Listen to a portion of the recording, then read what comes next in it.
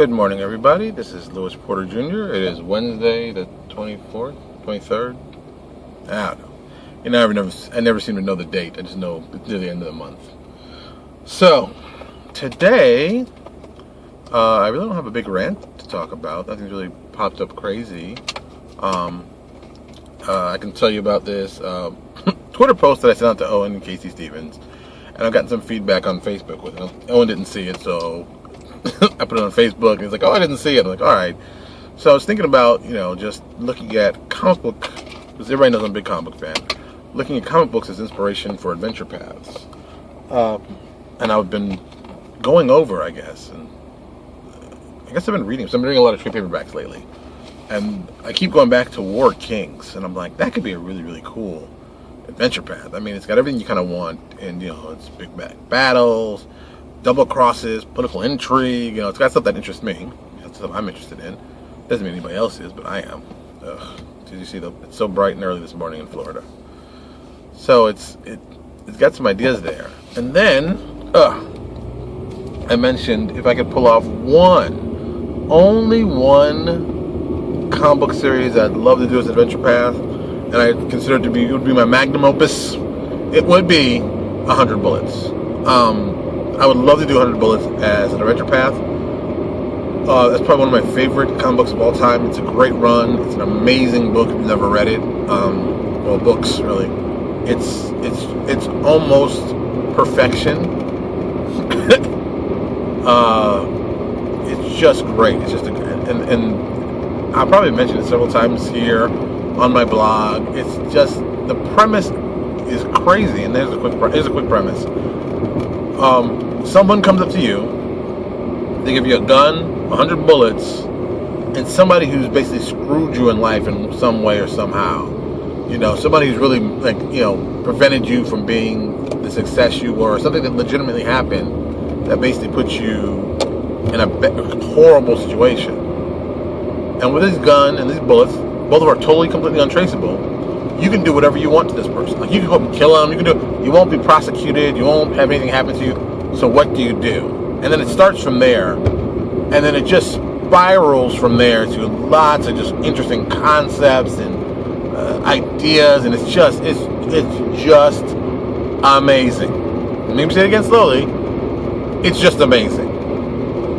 So if you have a second, pick up the trade paperback, the first one. There's 13 of them. They originally were labeled, I thought, the great way to label a books.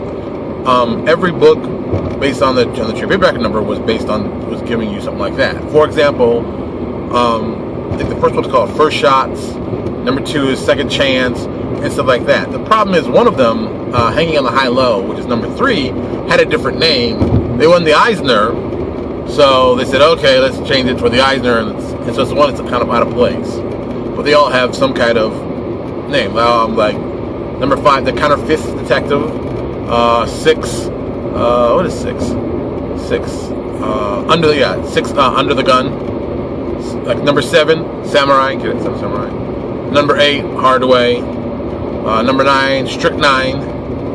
Number 10, Decade of Violence. Decade. Oh no, just Decade. Okay, Decade. 11, Once Upon a Time in America. Because once is 11, once 11 in Spanish. 12 is Dirty, which is still one of my favorite titles. Dirty Dozen, get it? And 13 is Wilt. And it's like, a lot of people didn't get that reference until they actually explained it, and it's like actually kind of genius. 13 was a number of Wilt Chamberlain. And he holds a record of scoring 100 points in one game. 100 bullets at 100 issues. I'm like, okay, that's pretty funny. I like that. That's pretty clever. So my dream would be to redo that series. And of course I'd be calling it, wait for it, because you know where it's going. I'm not going to be real inventive here. I'm going to call it 100 Arrows. Yeah. And you'd be the guys fighting against the Minutemen, which are I guess you call the Minutemen the protagonist in this. Kind of, sort of. In a weird sort of way. Yeah, versus the Trust, so yeah, I guess the other protagonist. So I'd have you work on the side of the Trust against the Minutemen, which would be, so interesting. So interesting. There's so many different places you go with that. So, I think drawing inspiration from adventure paths, from stuff that's already happened before, is a great way to do it. I think that's what most stories are. Most stories are something that's been picked up and twisted around that you can't tell the story you're reading was the original story. You know, like Hidden Fortress, Star Wars, Apocalypse Now, you know, they all have similar elements that are carried over in the story. So it's very much that kind of attitude. I think a good storyteller or a good adventure writer does that. They hide a lot of the good stuff in there, so it feels like something you're familiar with, but it's also original. And that's a skill in itself. Because most people, I mean, you know, I'll admit it, a lot of times, and this is just companies in general, companies go for the low-hanging fruit. You know, it all depends. And I've said this, you know, if you want to make a successful company, you can follow the business model that I've worked. It's worked very well for, let me run down, I know two off the top of my head, Legendary Games and Rogue Genius. Follow the method very simple. The release of one product a week, small, concise, about something very specific, and just doing that every week. And that will get you interest and that kind of stuff. But it also kind of gives you the low-hanging fruit aspect. I mean, you also have to basically be on a grind of putting out something every week. Which, you know, for me, I'm like, hey, that was fun a while ago. But now I'm like, I don't want to put a adventure or a book out every week. It's just because there's so much stuff going on at the same time, and it's like you can just grind yourself out of that. And, you know, thankfully enough, Legendary and Rogue Genius have a lot of people working for them, so they don't really suffer from that problem. But if you're a one-off company, you're small, I mean, that could definitely, you know, grind you into sausage. I saw another company just recently announced, oh, they're doing Epic Meepo on the boards is doing a series of races based on animals, and he's going to be doing it for the next 2 years. And I'm just like, that's a long time to commit to do all those products. And I mean, 2 years is a long time. You know, even if you did one product a month, that's 24 products. That's a lot of products. I mean, you know, it's good to have, you know, products statted out, but I mean, you know, God forbid something crazy happened, like, which people have been talking about lately. Oh, what if they release Pathfinder, they update Pathfinder, they release a new edition, which I personally think releasing a new edition of Pathfinder is a bad idea.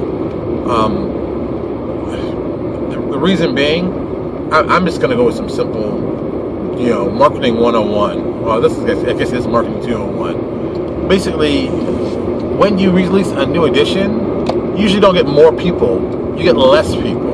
And this whole releasing a new edition of things, I guess is directly from video games. Because to me, it seems like people are like, oh, we got to do another edition, just like you do another console. Well, usually when video game companies do a whole new console, the old console becomes obsolete. And the money you spend on it becomes, you know, nothing. And I think that's a long-term problem. You know, it's like, hey, I got this cool new thing, and it's all excellent, and oh, by the way, it's going to be obsolete in this, like, 2 or 3 years. And people are like, well, you can play it, you know, did you get your value out of it? And I don't know. I think this is a problem. I think, you know, if you look at, I'll look at Dungeons & Dragons.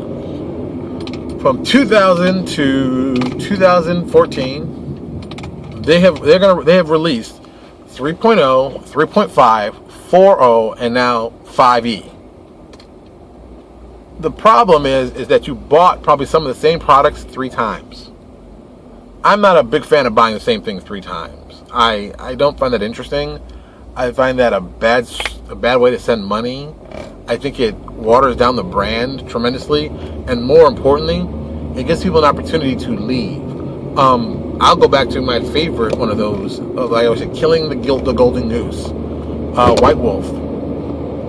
When White Wolf said they're going to revamp the setting and kill it off and do a whole new thing, what happened? People fled. Now they knew this was coming, and people said, yeah, it's a good idea. And I'm just like, oh, that's a horrible idea. Because here's a little piece of fact that you shouldn't do. Some people haven't figured this out. You don't kill a golden goose when it's giving you eggs. But people are like, oh, just reach that goose, rip out the eggs, and they'll be there. It's like, no, don't assume that. That's a bad assumption. That's a real bad assumption. That can cost you your company, cost people jobs, and, you know, cost you a little bit of a, you know, I can say, you know, removal from the market. Because, I mean, you know, White Wolf still puts out products, but do they put them out at the same level they did when they were super hot? People are like, well, the game ran its course. Did it? Did their game run its course? Or did somebody say, oh, I got a great idea. Let me see if I can try to force people to start doing something that they may not want to do, which is buy books they've already bought. Now, with that said, you can update books. You can make corrections to books. You can change books. But a whole new edition, to me, you just told people, who have tons of games in the game shelf, please light these on fire. I need you to get rid of these. And it's not the best way to handle things. Now people are going to say, but Lewis, you saw that first edition changed from second edition to third edition. Yes, and it took some time to do that, and that is definitely changes to the game have gotten better. I don't think the changes from 3 to 3.5 to 4 to 5 are game-changing changes. They seem to be more like, let's fix this thing that somebody has an issue with. Let's fix this thing that someone has an issue with. Well, I don't know a game where someone doesn't have an issue with, or more importantly, especially in this industry, someone doesn't just do house rules. A house rule will be this. Oh, I don't like this. It's gonna be a house rule to that, and that's the more common thing. So I don't know. I just think if I was Paizo, I would not be looking to try to redo another core rule book, because you paid for the core rule book. It's still selling. And that's the main purpose. The core rule book sells as a product. So why in the world would you kill the golden goose that lays the eggs? Some people like doing that. I'm against that. I think you got to get every piece of juice out of that thing, and then when you're done, you don't update's the wrong word. You put out an ultimate edition where we've clarified rules that were always confused. We clarified them. You don't rehaul the thing. You keep it like it is, and you say, okay, this rule made no sense. This is how it is explained. We found in future books why this is a problem. This is what we're doing. And that's the kind of stuff you do. So you can re-release a book. It's basically like it's a new edition, but not like a new edition. Or a new printing of it. So people get and go, oh, okay. And maybe you change the cover, and maybe you do a little layout change, but you don't kill the golden goose. It's like, oh, this is the one we printed. We printed 50,000 copies. We sold through our 50,000 copies. We're going to go to press again with another printing. This newer printing, we're going to probably change some stuff, make it a little clearer, but we're not going to change the core essence of it. You're not going to have to go, okay, let's redesign this entire line of stuff. Let's redo all these books again. And, and even if you say Pathfinder's kind of gone through that already, Initially when Pathfinder came out, it was 3.5, and now it's just 3.75, which we're calling Pathfinder. So, I don't know. I don't think doing another edition of something always helps it. I'm a big fan of Al Reese and the 22 Immutable Laws of Marketing. Line differential can cause massive problems, and people are like, what's that? Al Reese is a marketer. He's a book, the 22 Immutable Laws of Marketing. I think that's still a title. I'm thinking off the top of my head, but if you type in I think it's Reis. I think that's how you spell his last name. It'll come up on Amazon. It's a very popular book. It's a very well-known marketing book. Pick it up, read it, look through it. It's got a lot of ideas that are interesting if you're like me, I'm into marketing because that's what I do for a job, but it's also just interesting to read. You might want to just check that out. It's just something to take a little look at. Get a little taste of something different. I'm sure when I go around this corner, I'll be blinded by some sunlight, but I'll wait till that happens. So, that's my feeling on editions and doing another edition and asking for more money. But, I'm now that I am a single parent and looking at every dollar counting, stuff that you go, well, I can survive without that. 5E's gonna cost how much? Well, how much is that equal? That's the thing. I think Paizo doing the basic box set was a smart idea to get younger and newer players in. I always think that was a great idea. I think they should be pushing that like crazy. I've always said I think they should push that as crazy. But it is slimmed down rules. Or even better, let third party, make products for it. And I think there's a lot of us who'd be more than happy to support that line. But a lot of us like that line. We like it. It's like, oh, this is very cool. Let's some cool ideas. I wish they would do that. Channel 2 10 News at Dunkin' Donuts. I wonder what that was about. So, I'm gonna escape past this. Ta-da! It's just, I would like to see that. I think that would be a great way to go. I think that could rejuvenate sales in a way that you don't really would get from a new edition. I think, selling that basic box set, letting third party get to it. I mean, let's just be honest. Third party's going to come up with some crazy stuff. It's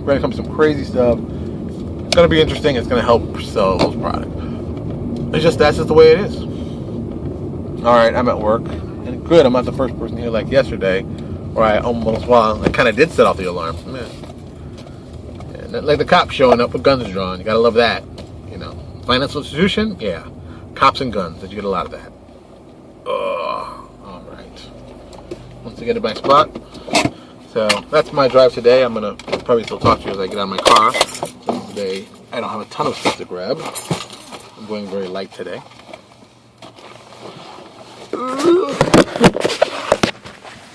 So that's where I am. That's what I'm doing. Of course, working on stuff for Across the Fire. That stuff, you're going to probably see more of that stuff in the next couple of weeks when I get artwork in. And I think that's about it. All right, I'm getting out of here. I got to go to work. Talk to y'all later.